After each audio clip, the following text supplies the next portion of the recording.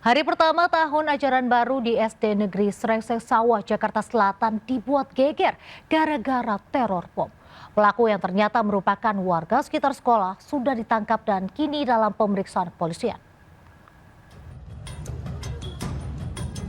Hari pertama masuk sekolah tahun ajaran baru di SD Negeri Srengseng Sawah 15 Jagakarsa, Jakarta Selatan geger gara-gara teror bom. Ancaman bom diterima seorang guru di tengah berlangsungnya upacara bendera. Dalam pesan singkat yang dikirim orang tak dikenal, peneror mengaku akan meledakkan lingkungan sekolah dan sudah menyiapkan 11 titik ledakan. Tak ingin ambil risiko, ratusan siswa yang sudah tiba di sekolah diminta pulang, sementara para guru diminta keluar gedung sekolah.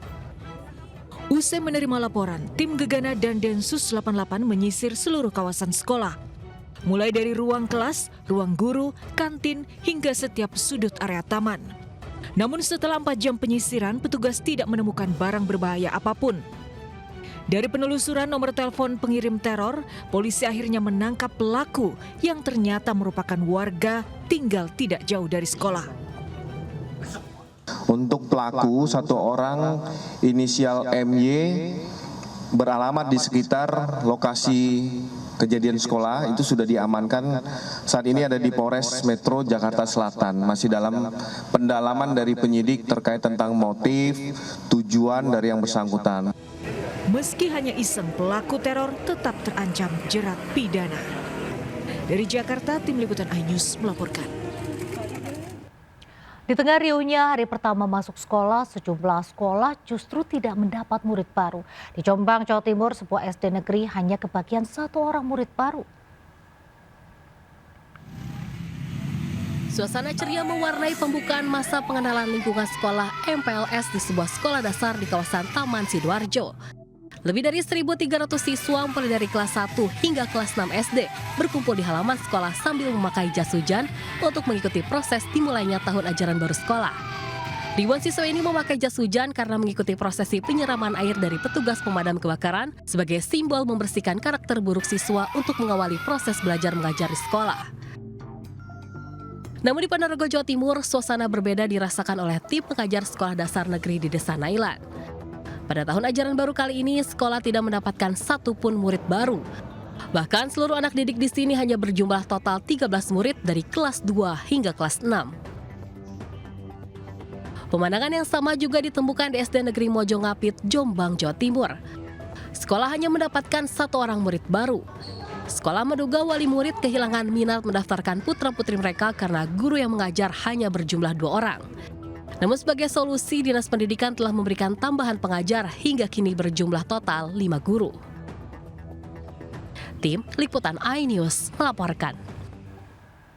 Setelah 2 pekan pencarian, 2 remaja asal desa Krinjing, Watumalang, Wonosobo, Jawa Tengah yang hilang di Gunung Bismo akhirnya ditemukan. Keduanya ditemukan dalam kondisi tak bernyawa di dasar jurang sedalam 300 meter. Selama 12 hari menghilang 2 remaja, Arifin Nurrohmat usia 18 tahun dan rekannya yang berusia 15 tahun warga desa Krinjing, Watumalang, Wonosobo ditemukan dalam kondisi tewas. Keduanya ditemukan sudah tak bernyawa di dasar jurang Gunung Bismo. Kedua jenazah ditemukan tim SAR gabungan setelah penyisiran di sekitar gunung. Petugas kesulitan mengevakuasi jasad korban karena berada di dasar jurang dengan kedalaman kurang lebih 300 meter. Medan yang ekstrim membuat proses evakuasi memakan waktu hingga 8 jam. Kedua jenazah kemudian dibawa ke RSUD Setionegoro, Wonosobo untuk otopsi guna mengetahui penyebab pasti kematian. Sebelumnya, kedua remaja ini hilang setelah berpamitan kepada keluarga untuk bermain ke kawasan hutan Gunung Bismo. Dari Wonosobo, Jawa Timur, Didik Dono, iNews melaporkan. Korban tewas kecelakaan rombongan pengantin di jalur Pantura Indramayu, Jawa Barat dimakamkan pihak keluarga. Kecelakaan maut tersebut telah merenggut 12 nyawa, 3 diantaranya anak-anak.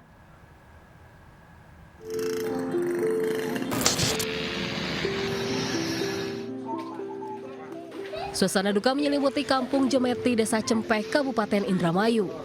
9 korban kecelakaan maut di desa ini dimakamkan bersamaan. Dari 9 korban tewas, 3 diantaranya adalah anak-anak.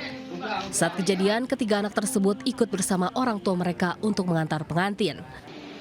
Usai kecelakaan, polisi langsung menggelar olah tempat kejadian perkara.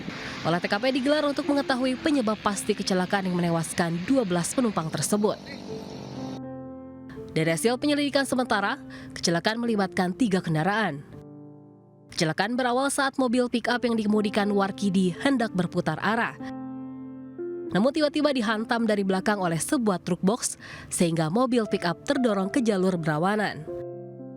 Naas pada saat yang bersamaan, melaju sebuah truk dari arah Jawa menuju Jakarta sehingga tabrakan hebat pun tak dapat dihindarkan. Sebelumnya kecelakaan maut melibatkan pick-up rombongan pengantar pengantin dan truk di jalur Pantura Indramayu, Jawa Barat. Kerasnya hantaman membuat penumpang pick-up terbental ke badan jalan.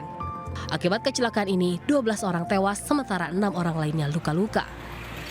Tim Liputan iNews melaporkan.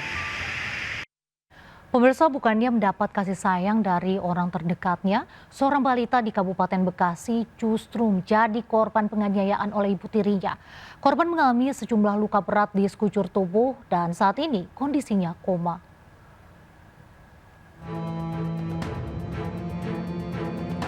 Akibat mengalami kekerasan berat dan berulang-ulang, seorang balita perempuan berinisial KSA mengalami koma dan harus mendapat perawatan intensif di rumah sakit.